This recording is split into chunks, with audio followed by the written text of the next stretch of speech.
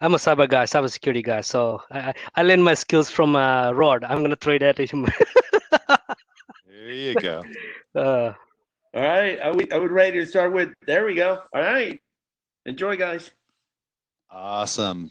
Thank you, everybody. So Nessus Essentials is a free product that we give out. Our founder and the person that had basically invented this is Renaud. And Renaud basically said, look, I want to give back to the community.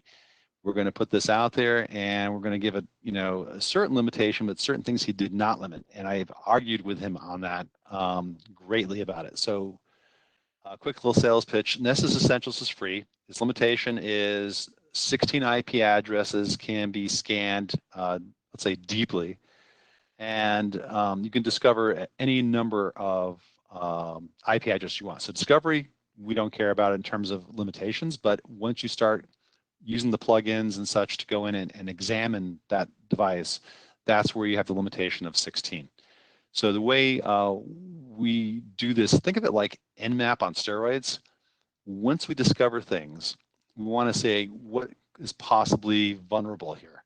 And so we have these things called plugins, which are basically snippets of code that are written in a language we created called NASL, N-A-S-L, which is basically a cut down version of C. When they invented this way back, that's what they used.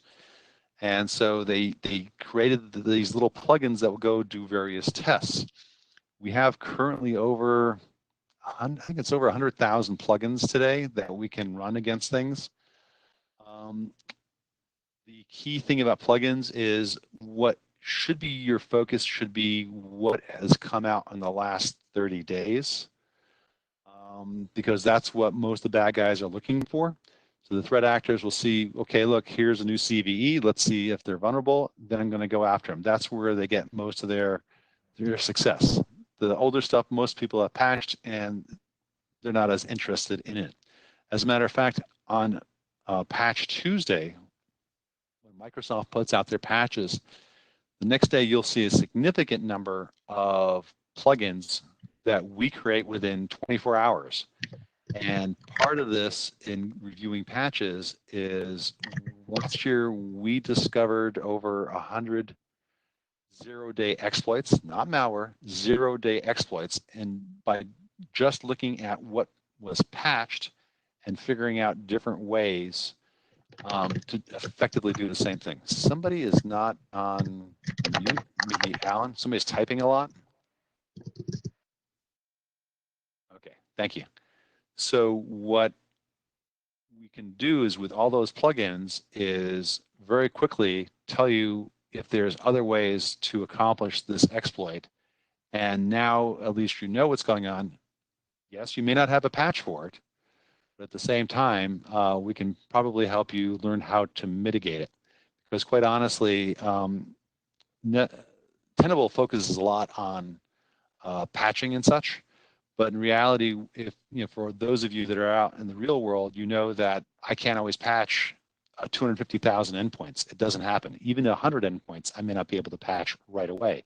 How do I stop the threat? Well, normally I go to my firewall or IPS system, whatever, and try to put something in there to help me block it from coming in. Needless to say, we give you all that information. So Nessus Essential free. The number of plugins, and this is where I disagreed with Renaud. I was saying, look, if you're giving it away for free, don't give them all the plugins. Date them so that they can use some of the current stuff, but up to within the last 30, let's say 30 days and older is what I mean. Snort does that.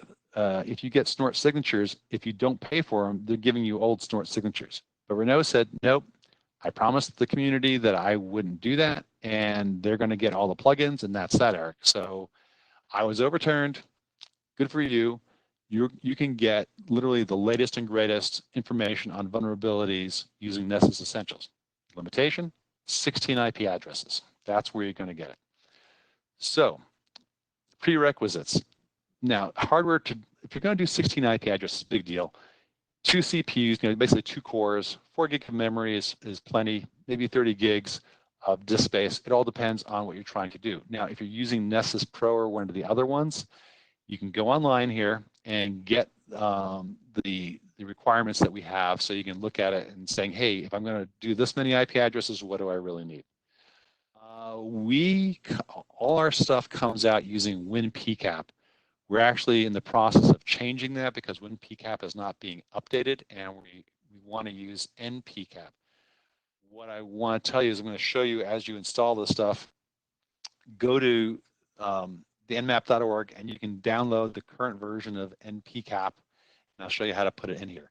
So when you go to download Nessus Essentials, go up there real quick, let's see. It's going to basically show you here all the things you can buy. You say, yeah, I want to download that. And it's going to ask you to register because you will need an activation code. So if you don't register and you download it, sure, no problem. You just won't be able to activate it. So yes, we are collecting your information, but guess what? The majority of people that are using Nessus use Nessus Essentials. It's fine. Yes, you're going to get some stuff, but look, you have to opt in. If you say, check to receive updates from Tenable, great, we'll talk to you. If you don't, don't worry about it. You're going to get the registration code and everything else you can throw in the spam folder. All right. So once you install it, what I want you to do is you download it, you install it, you're going to see the screen at some point. At this point, what you want to do is stop the service. So whether it's in Linux or in Windows, stop the service, and then you're going to look for WinPCAP. Well, Windows is right, so it's Windows PCAP. You're not going to see it in Linux. WinPCAP, uninstall WinPCAP, and then install the NPCAP. And one of the things you'll see is it has, this will come up and it'll say install NPCAP with WinPCAP API compatible mode. So now you'll have the latest and greatest. When you start the Nessus service in Windows, it'll be happy, won't complain, everything will work just great. But definitely that's the one little trick. Install it, get to that screen that says, hey, which one do you want to install? Stop there, close the screen, stop the service, uninstall WinPCAP, install NPCAP. All right. This is where we download it. You're going to get a nice email with the activation code. Got to have that. And then once you go, let's go back one more time here. Okay. So the binary that you get actually can run one of 4 different things. In this case, obviously, Nessus Essentials, everyone will ask for an activation code. So it is exactly the same binary.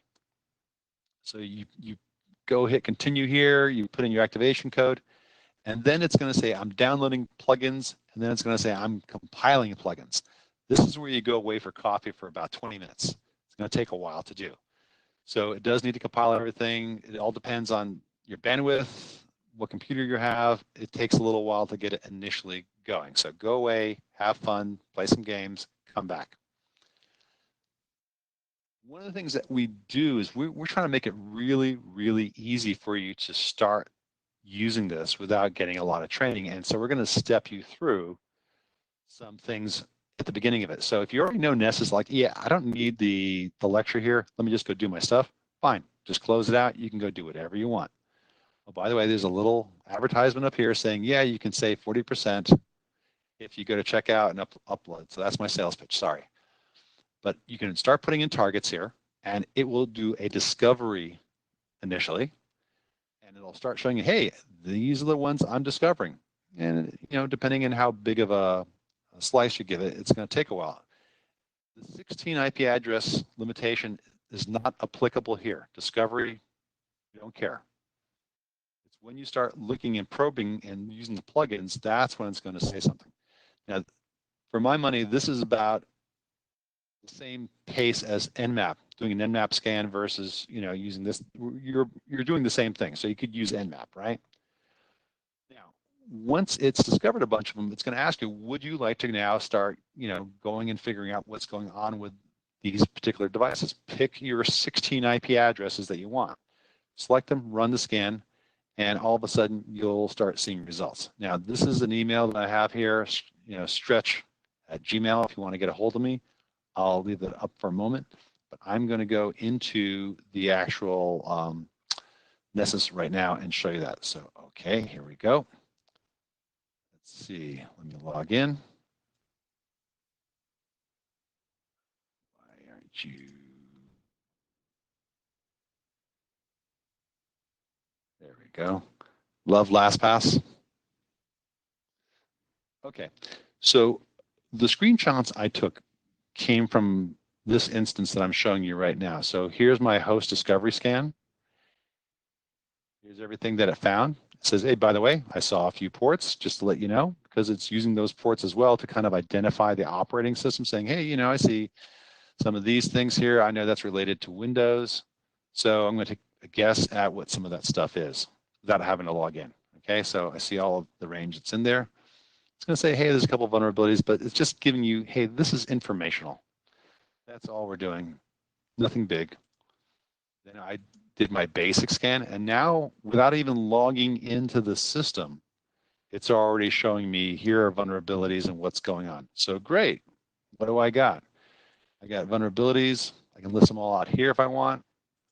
I got some remediation advice saying, hey, by the way, on this particular item, you need to upgrade. That stuff is old. Why you got that there? And you can go into it and it can show you what's out there, like, hey, here's the vulnerability, here's critical. Here's the thing that I like.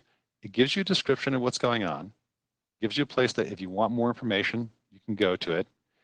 It also shows you the risk factors, what CVE numbers are and stuff. Personally, my feeling about CVEs is that over 60% of them are high and critical. I don't like that, so it's not giving me necessarily as useful a piece of information as I would like to have. But for me, it gives me a start. I know how risky this particular system is and whether it's really on the internet or not. My favorite part is this is 3389. If you're a hacker, you will know that Eternal Blue will work on this. It's the malware from the NSA that keeps on giving. So I know that this is a very nasty thing that I need to go fix right now. So that's why we're saying it's critical. You get all your information there and you can go through it. That's just stuff that I haven't even logged into the system. But once I start finding this and I said, look, I really want detail on this, I'm going to target a system. I'm going to have it go scan and then let it log in, because now we can do all sorts of really interesting things once we go in. Microsoft Windows. First of all, I'm running a really old version of it. So, you know, if I was a consultant, the first thing I would say, the rest of this stuff is interesting, but bottom line, if you don't upgrade to a different operating system, none of this really matters. But your system is like so open, it's not funny. You might as well just, you know, quit while you're ahead and just tell everybody, hey, come hack me. So of course, I've used a system that I can show a lot of bugs on. We give a lot of informational things, so on and so forth. So now, these are things that, let's go back to my scans. How do I even run a scan? Just try to get some stuff out of the way here. And yeah, I don't need to know about this, go away. If I want to run my own scan, there's host discovery, which we already showed. You can do it as much as you want, unlimited IP addresses. Or I can go in here and start doing other types of scans. Now you will notice some of these have a banner saying upgrade. So those mean that you have to get Nessus Pro in order to do that. So we don't let you do any kind of compliance scans. We're not going to do scans of mobile devices. Yes, we do mobile devices. You have to go buy an upgrade for that. So what I like to do is I like to use the advanced scans. Let me show you what that looks like. I give it a name, a description.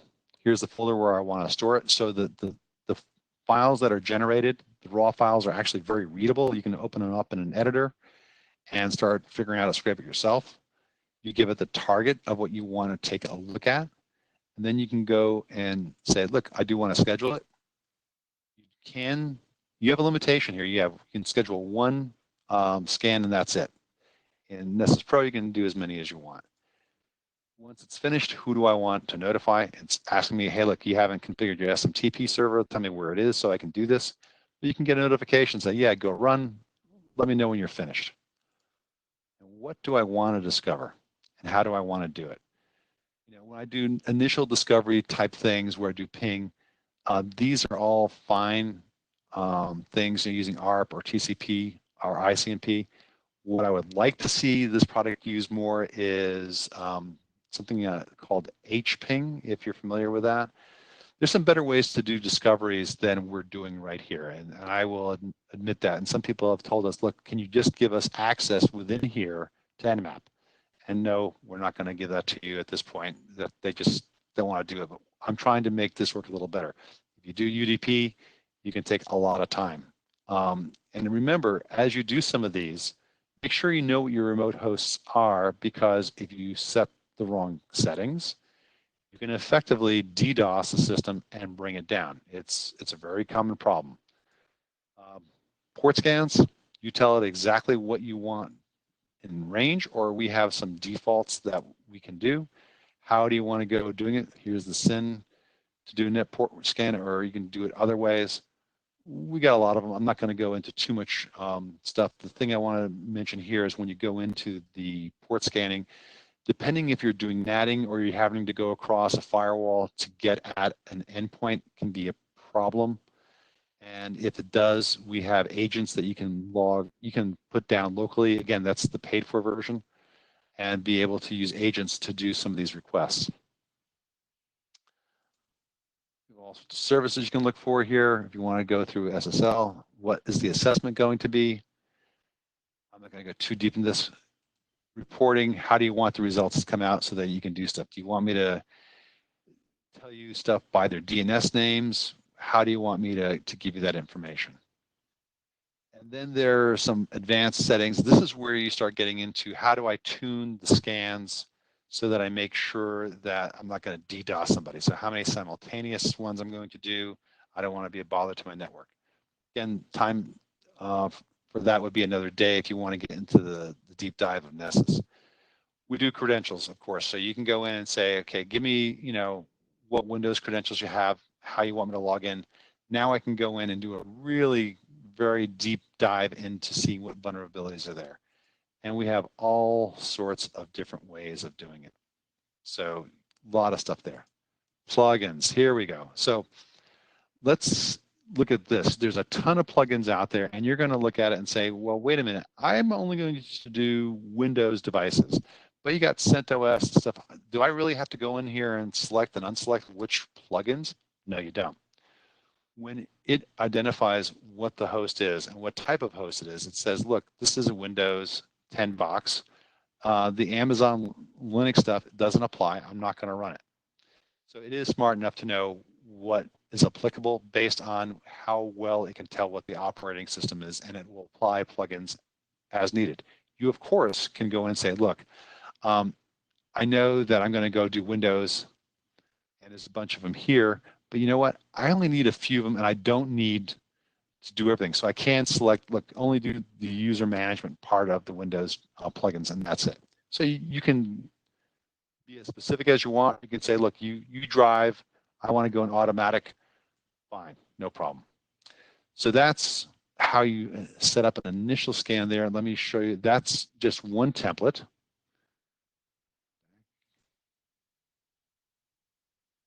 The advanced dynamic scan is saying, hey, listen, guys, I want to do everything, but I want to also focus on, there's a new CV out there today. I don't know what plugins that are applicable to that. I'm going to give you a CVE. You figure it out, go scan, and tell me what the results are. So it's very nice for you to do that. And of course, we go, it's not just CVEs, but it's a whole bunch of different search,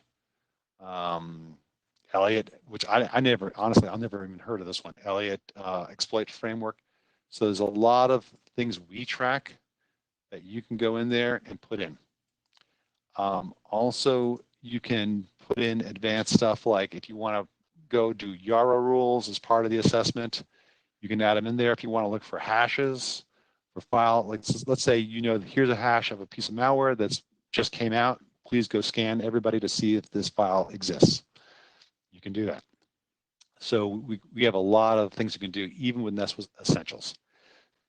There are things called policies where you can create custom templates so that when you're scanning, you can, if you're going to do something over and over again with a scan template, You can create your own policies of how you want it to run. Plugin rules will say, look, you come and you tell me that this thing is very high and critical, but for me it isn't. So I want to recast that as being low threat to me, not a high threat. So as you go run your scans over and over and you keep on seeing something coming up and saying, hey, listen, this is a high threat. It's like, no, dude, it's internal. It doesn't talk to the internet. I consider it low. So just every time you see that, just set it low for me. I don't want to deal with you again. So there's ways to make it easier for you to keep on running these without having to go through every little scan option and set it each time. Okay, we're coming up close to the top of the hour here. I want to make sure there's time for questions. So let me break it off at this point. What questions does anybody have? And just come on up and ask them. I'll try like, what's that, the chat? Yeah. Hi, Eric. Can you hear me? Yeah, please. So it's kind of pretty cool though, what you explained, especially in the credentials. I know there's like product key, there's API key, and linking key. Can you elaborate the difference between the three and how they would be used in this context here? Because I think Tenable has those right around when you start to do. Okay, let me make sure I got this right. So we're going in here. This is the keys you're talking about, or are you talking about a different one? Because when you say API, I'm thinking something else. Yeah, there's an API key, there's a linking key. I kind of noticed them around when I was doing this like last year something. Yep. IBM Data Power Gateway. They use an API gateway to do their stuff. That's specific to that. Cloud services. Hey, there's Amazon, your favorite buddies. Azure, Office, Rackspace. So they have their own way of logging in, and we had to do some stuff to support that. So that's what these different keys are. So MongoDB, DB, how do you log in with that? Well, we have to do it a little bit differently. So we just give you that option. Yeah, okay. And then your good old FTP. If you're using FTP, let me know because I want to come in and try out a few things on you. Got it, yeah. When I set up my Tenable Tenable was running on EC2 instances. Of course, you have to connect Tenable with AWS, right? I think the DevOps were using linking keys. I didn't understand the infrastructure architecture because I wasn't there when it was set up from get going. So I kind of always wondering about what that linking keys was that. And I think the moment you change linking keys or break them, it disconnects the Tenable in the AWS environment. So I don't know if that helps. Yeah, I'm sorry, I don't know enough about the AWS one specifically. But Okay. here is Oh, there you go. access key. Yeah. Here's your Yeah, secret regions to access. What would be the difference be there between access ID key and access key? I honestly don't know. I just know that when I did the VPNs a long time ago, when you had a VPN into there, I had to have those too. You set up the keys. They'd say, here's your stuff. Remember it, otherwise we're not going to tell you again. And then this is where I would, go put them in. So to me, it's like a username password. Okay, cool. Fair enough. That's good. Thank you, though. Awesome. Any other questions?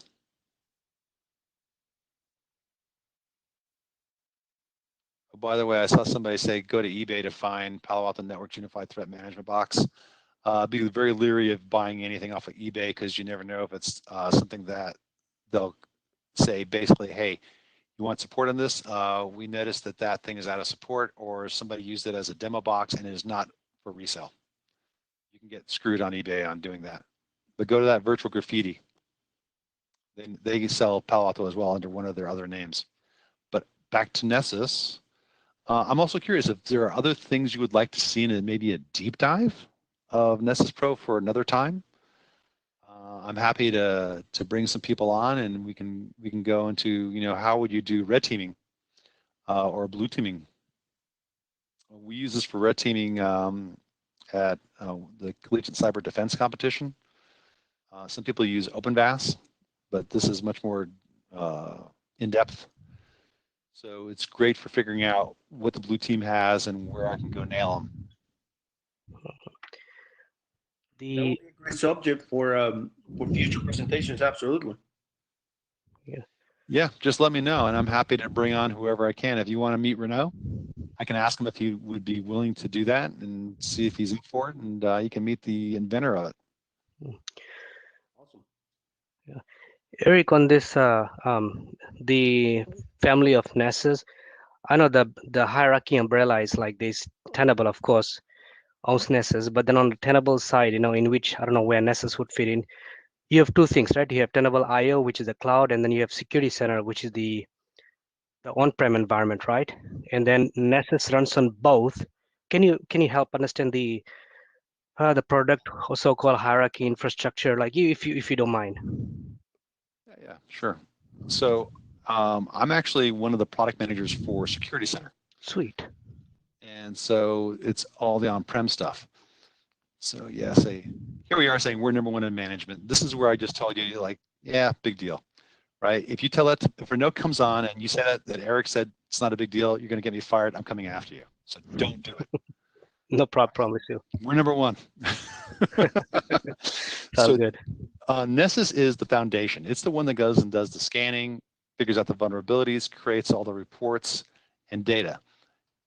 Security Center takes it in and gives you reporting and management of multiple scanners. So like if you have 250,000 endpoints, you're not going to use one Nessus Pro.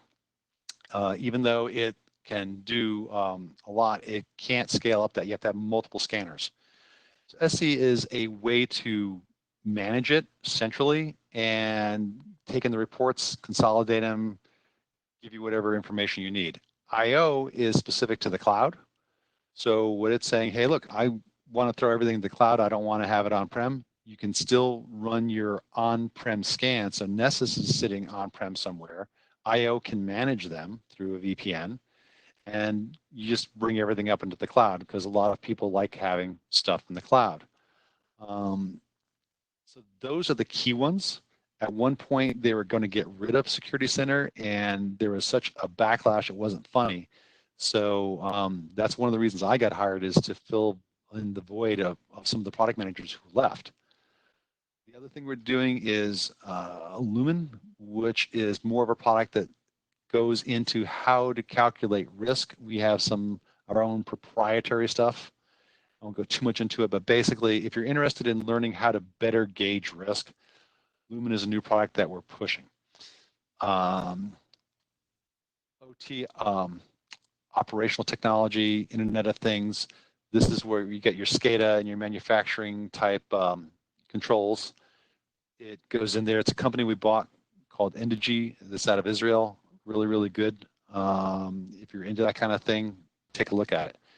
And then we show these other components, like specialized components of IO, like web application scanning, container security, if you're into that, PCI ASV, which is for people who are specific. Hey, I just want to do PCI type compliance.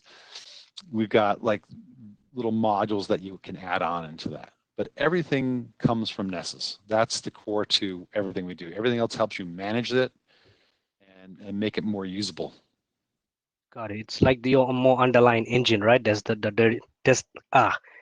that's the dirty work. This is the engine, and this is the car that we put it in. This could be a forklift. Oh, This one here could be, the 747. interesting. Cool. All right, so we're coming up to the top of the hour. Rod? Oh, if somebody says, if you go to virtualgraffiti.com, it'll show you all the other companies that are under it. And so here's all the solutions they have. Just you pick one right here. So like Palo Alto, where is Palo Alto? Got it.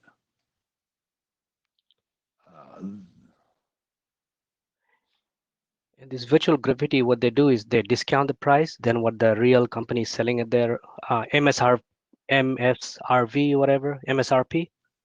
Yeah, here's Palo Alto Networks, and it's Palo Guard. Oh, God.